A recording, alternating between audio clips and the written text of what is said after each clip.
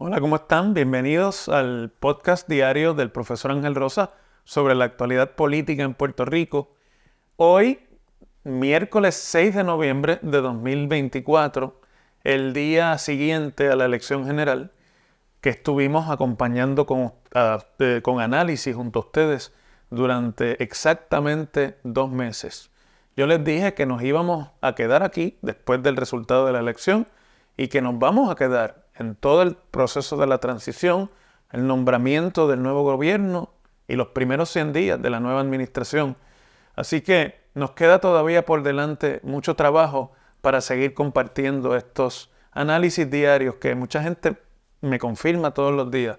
Alguien me decía ayer que cuando termina de ver Netflix y todo lo que hace para entretenerse en la noche y antes de dormir, lo último que hace es poner nuestro podcast en YouTube para ver el análisis del tema del día.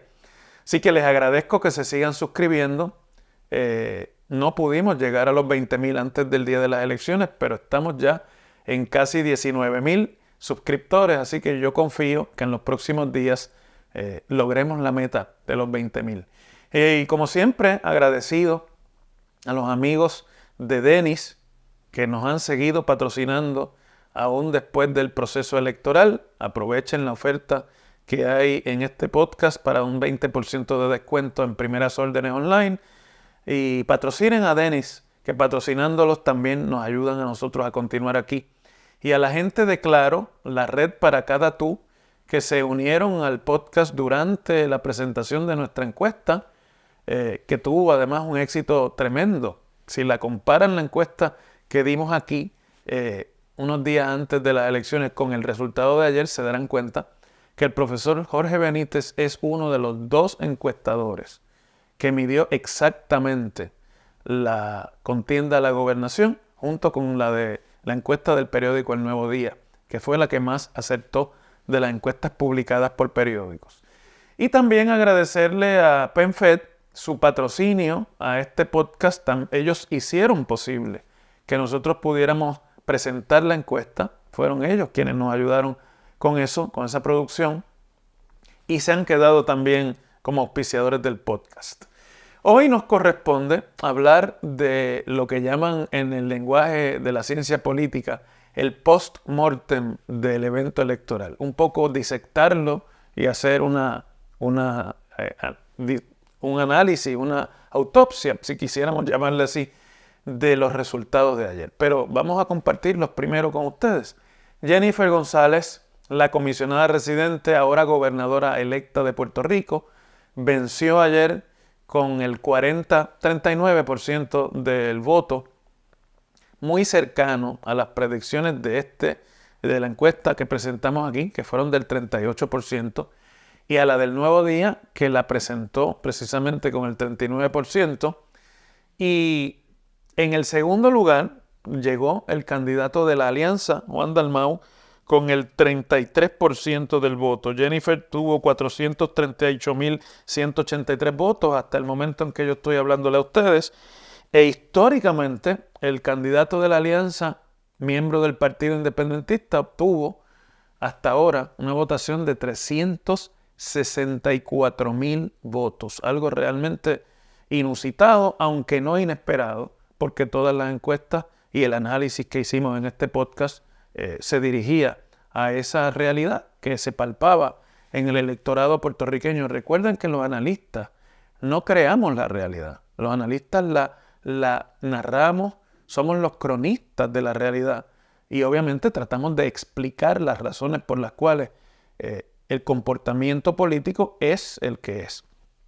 En tercer lugar, históricamente también, porque es la primera vez en los 85 años de existencia del Partido Popular Democrático, que su candidato a la gobernación no queda en las primeras dos posiciones de la contienda. Jesús Manuel Ortiz, como se había pronosticado, obtuvo el 21% de los votos, un poquitito más de lo que la encuesta del profesor Benítez le otorgaba, que era de un 17%, y obtuvo un histórico voto de 233,000 para el Partido Popular, un tanto por debajo de lo que había obtenido en 2020 y por lo tanto ha continuado el descalabro del voto en el Partido Popular, el voto íntegro y el voto a su candidato a la gobernación como nunca.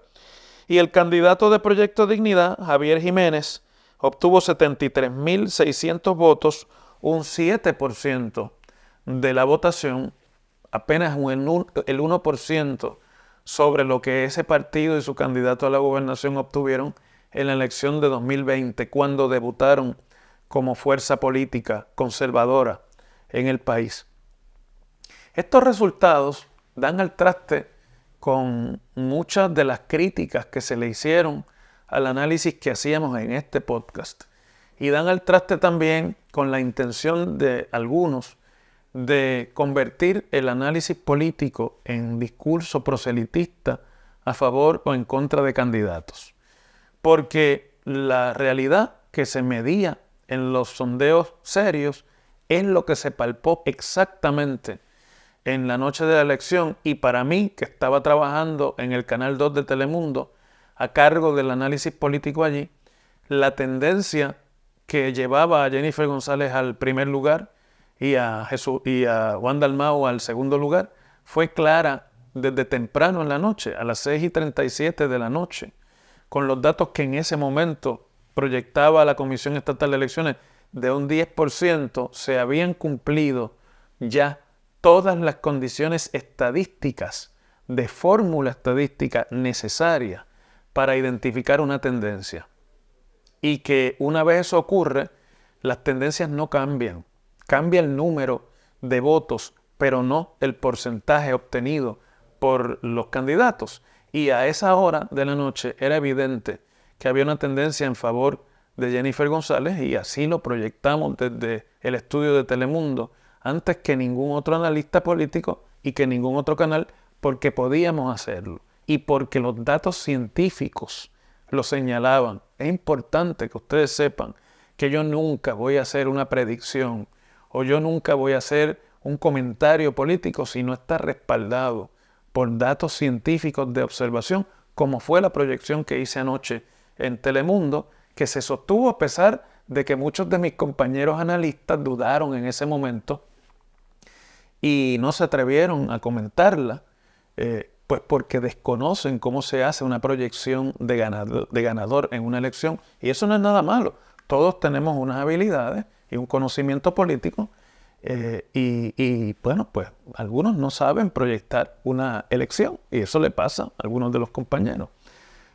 Pero no lo tomo a mal, porque me parece que también había una duda en toda la población a esa hora. Me escribían, pero tú has dicho esto muy temprano. Lo dije cuando tenía las condiciones estadísticas para hacerlo, como aprendí en mis años de estudiante de ciencia política en la Universidad de Boston y como llevo 3 elecciones haciéndolo sin fallar.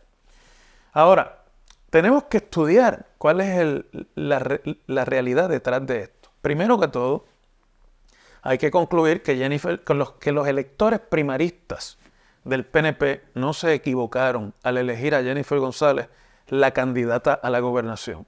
Jennifer González Colón ayer logró, con la fuerza política de ser, sin lugar a dudas, la política más aceptada y respaldada, con más fuerza política que tiene el Partido Nuevo Progresista, primero imponerse con el 40% casi, y como yo había analizado aquí, en la medida en la que ella lograra el 40% del voto hacia el PNP en la contienda de la gobernación, en esa medida también iba a remolcar ella a las cámaras legislativas, y sin embargo no pudo remolcar ni las alcaldías que han perdido el PNP frente al Partido Popular, en 46 alcaldías en manos del Partido Popular, ni a su candidato a la gobernación. Sin embargo, ella logra el banquete total que esperaba el PNP de gobernación, Cámara y Senado, que le va a permitir gobernar,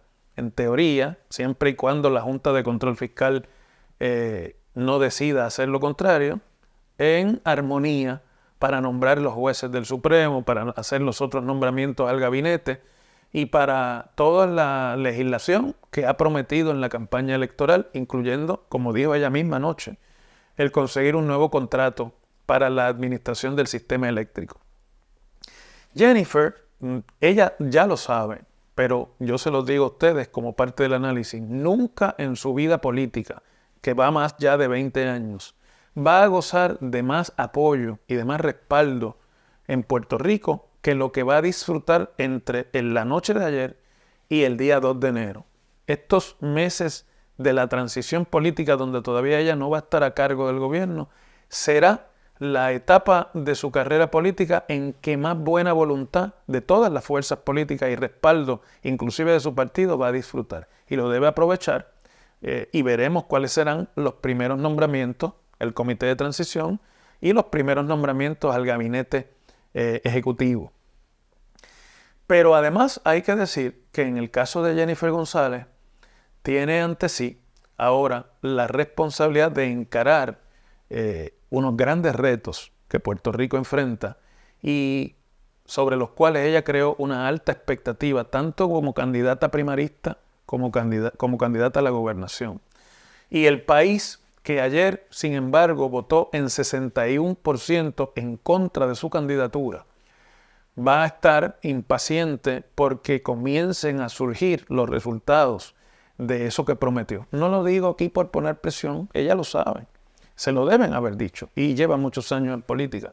Lo digo porque los problemas de Puerto Rico son de tal magnitud que la paciencia del pueblo de Puerto Rico y ese espacio de luna de miel que le dan a los gobernantes cada vez es más corto. Recordemos la gobernación de Ricardo Rosselló, recordemos la gobernación de Pedro Pierluisi.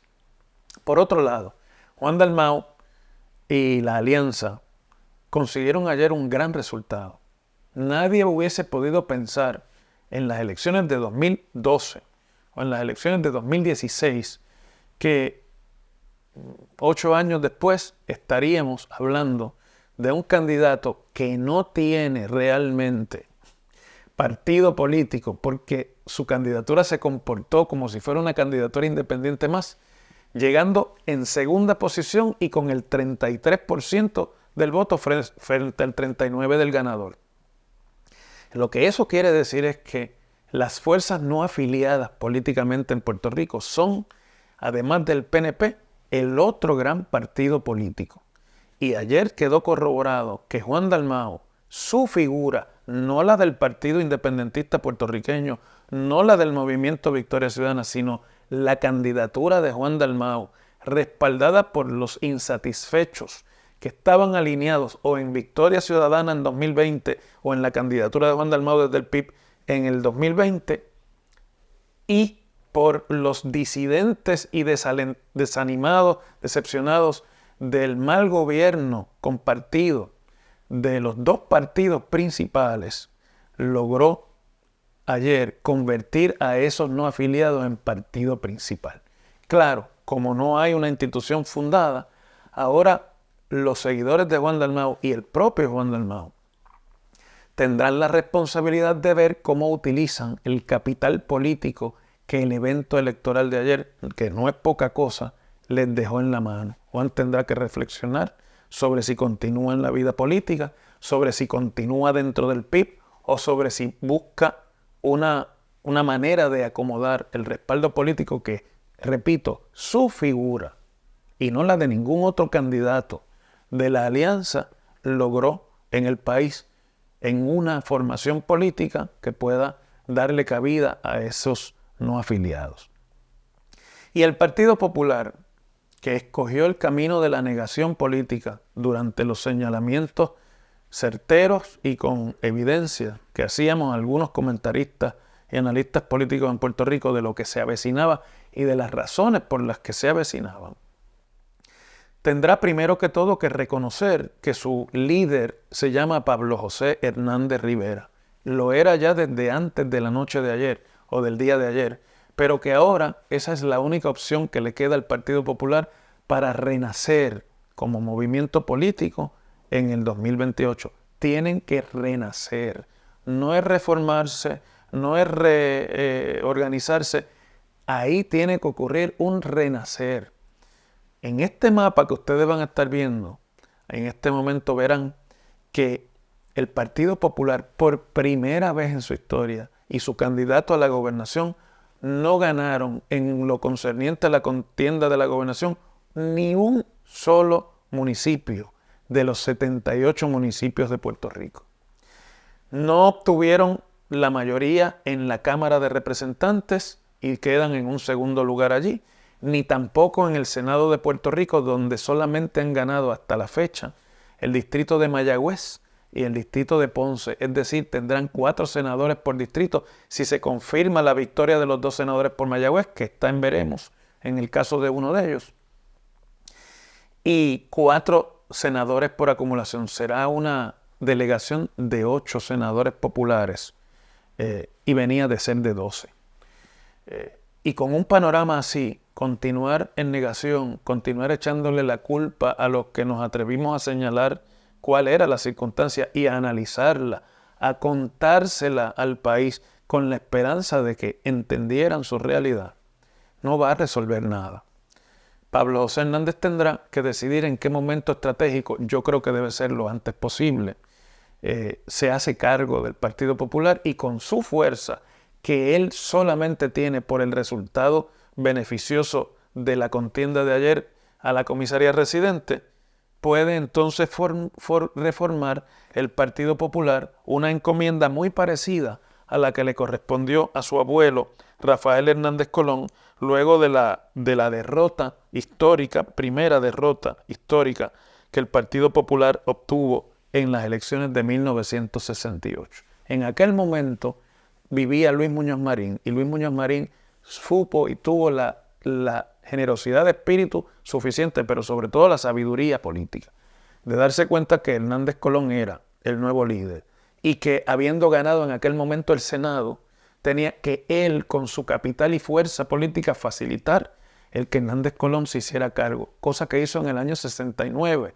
y lo demás es historia.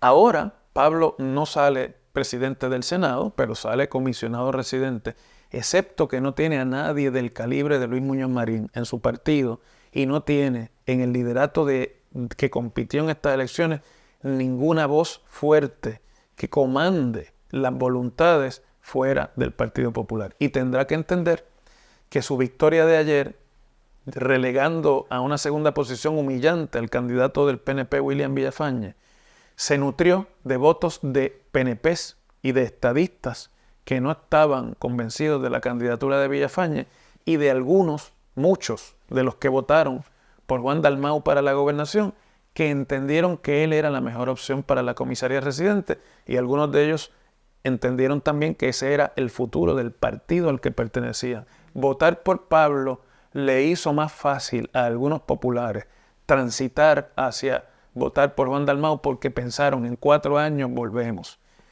¿Regresan o no esos populares? Eso no es una fórmula automática. Va a depender precisamente de esa reorganización, esa refundación y de cómo Pablo use su nuevo capital político desde Washington. Yo voy a seguir en estos días analizando los resultados, no solamente de la contienda de la gobernación, sino también los del estatus político y los de Estados Unidos y los de la legislatura. Así que nos vemos mañana.